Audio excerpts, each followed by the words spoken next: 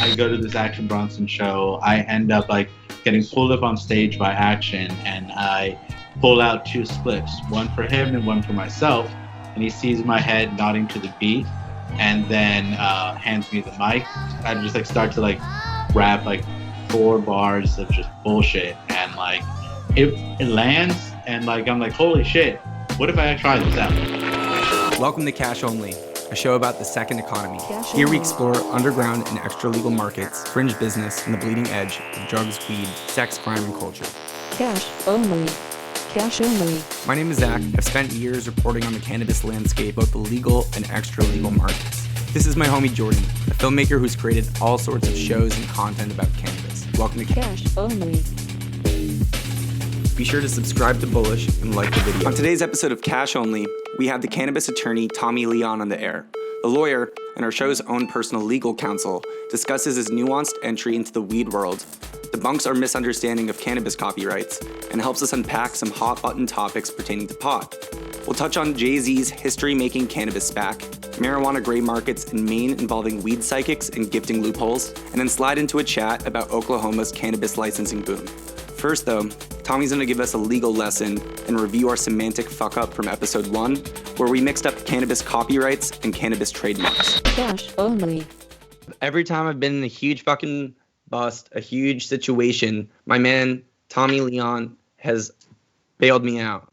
I try. The first episode y'all had, you kept referring to it as cannabis copyrights. This is what happens when there's no copyright, when there's no potential for any kind of copyright. It's trademarks. As our legal counsel, what's the difference between a copyright and a trademark? A copyright can be distinguished for its standards of validity by its originality and its fixation to a tangible medium of expression.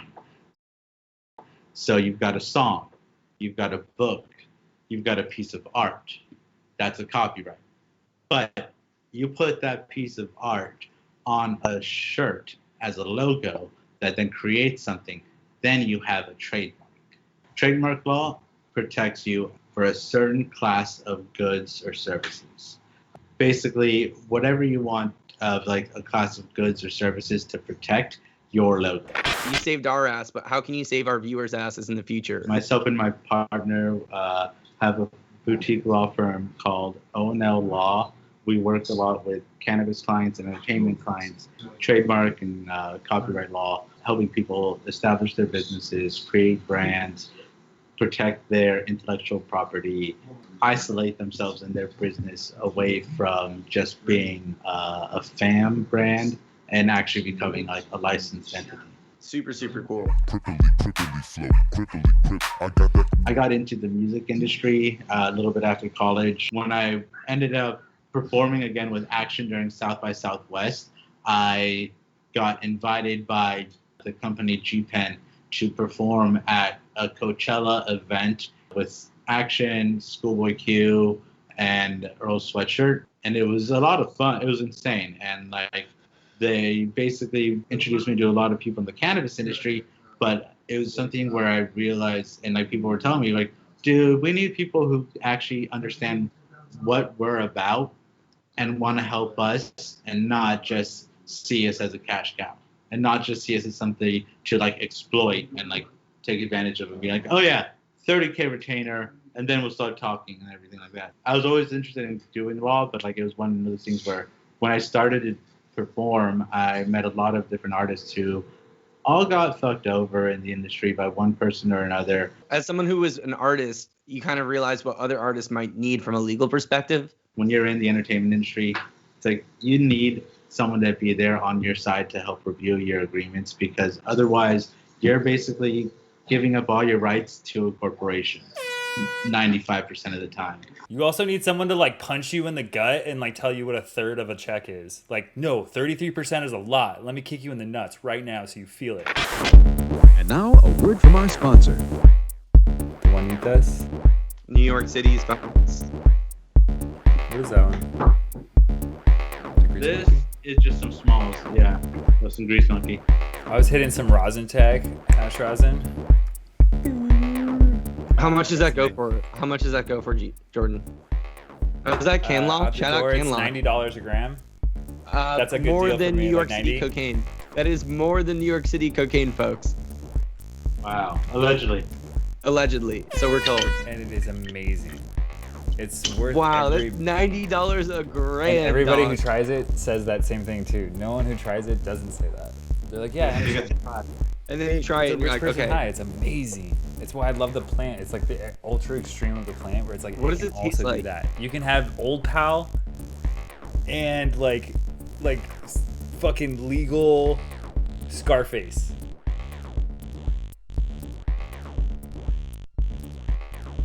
Monogram launches. Do you think this is going to be like a fucking monopoly in weed? Monogram is cool. Like, it's a great brand, but really the bigger thing they did is either the first SPAC. SPACs are really hot in the financial world right now. Bullish has done a lot of content about SPACs. And there's sort of this like interesting way to shortcut bringing a company public. You launch a company that's a blank check to buy other companies. SPACs come in all different flavors, and sometimes like, you know, all these like sort of like tech entrepreneurs get their own SPAC, and they're like, yeah, I just trust this guy that he's gonna like buy. He's like, I'm gonna do something in like data mining, or I'm gonna do something in this, and I need $1.5 billion, and the stock price is gonna be that. And they're like, yeah, you're gonna fucking kill it. It's gonna be cool. So Jay-Z announced that he was gonna do the first cannabis SPAC, and he was gonna buy a bunch of companies. And people also kind of freaked out too, because they're like, he could buy the entire California weed industry with this. Which he's not going to do, because as soon as, like, you can't do that because all the prices go up as soon as you try to start to buy stuff. So it's not like that's going to happen all at once, you know? I think it's generally positive. I think that like there needs to be capital in this way, and that like what's great about SPACs is that like the problem that they were solving is that when you IPO a company, normally what you had to do is you had to go around to all these investment banks, and you had to sort of like convince them, and it was like sort of this like getting into college thing, and it took a really long time, and you also had to give your secrets to everybody. So like it was like difficult. You kind of like got fucked in the process too, possibly, you know, and you were really gatekeeped of what it is, and they're not necessary anymore. And so people like who are of the advisor of Bullish, actually, like Howard Lindsay, he's a big proponent of like direct listing of companies. Like he's all about like democratization of investment. He's like, fuck the banks are over. I want to get to 15%. This SPAC could feasibly enable Jay-Z to buy this massive grower network too, right? Who knows? It could like right, but it also just going to have an effect. It just means that there's capital coming into the space. There's going to be multiple different operations like this of different funded at the fucking Yeah, ass. because as soon as they did that, Weed Maps and if you have like, it's going to provide a great influx of capital. But the thing that's like, I've been aware of this since like Prop 64 happened, is like we're coming closer and closer to, I think it's 2022 or 2024. That is like the opening of the large scale grows. That's like the next tier of like licenses for cultivation, which can cause which would just then dwarf the economy of like cannabis. Oh, so that's built into Prop 64? Yeah. The bill itself, it gave craft cultivation of craft cannabis a 4-year head start, I believe, to like establish some brands. But the thing that's been super fucked is like since 2016 it opened up and like people were able to start prepping, but the only people who could prep were people who had the money to apply for a license, rent out a property, have people on payroll and everything. So people who were in the original traditional Prop 215 market couldn't like really enter into the Prop 64 market. But now you're going to have the additional problem of the people who are now known as like the California brands that were still like major players and have like millions of dollars of backing are now going to get like maybe even like dwarfed out by larger brands that are just going to like grow massive amounts of weed that are then going to like, who knows if it's going to be what the quality is of it. It could be fantastic. McDonald's, quality. it could be fucking Shake Shack. Yeah. Who knows? Exactly.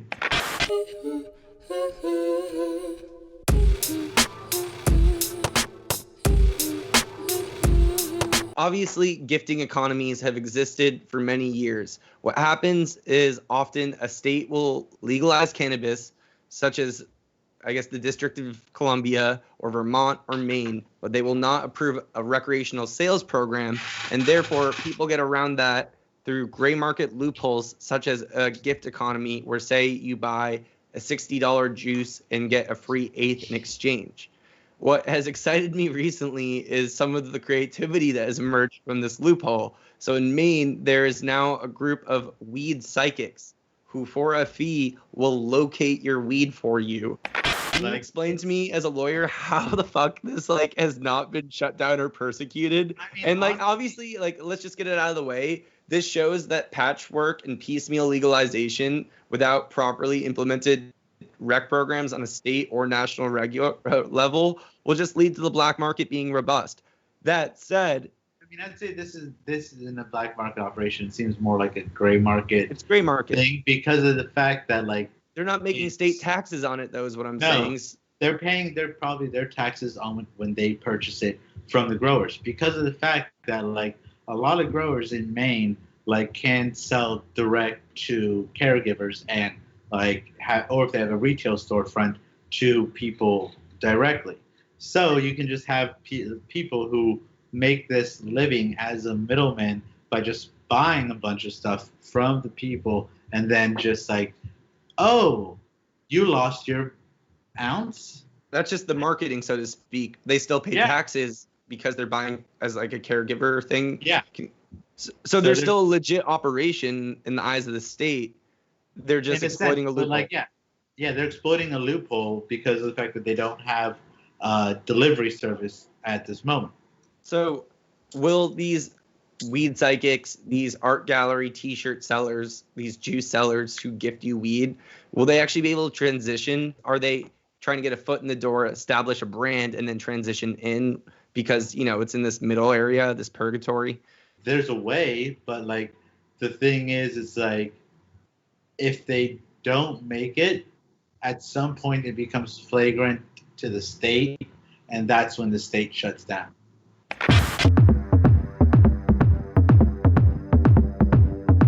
A new medical marijuana law here in Oklahoma could have a major impact on the bottom line for growers and dispensaries. So many medical marijuana dispensaries have opened in Oklahoma that many stores are slashing prices to stay competitive. Once an application is approved, a consumer will receive a letter in the mail along with their ID card. That will be a card that they will then be able to take to a local dispensary or a retailer to be able to engage and being able to purchase their products.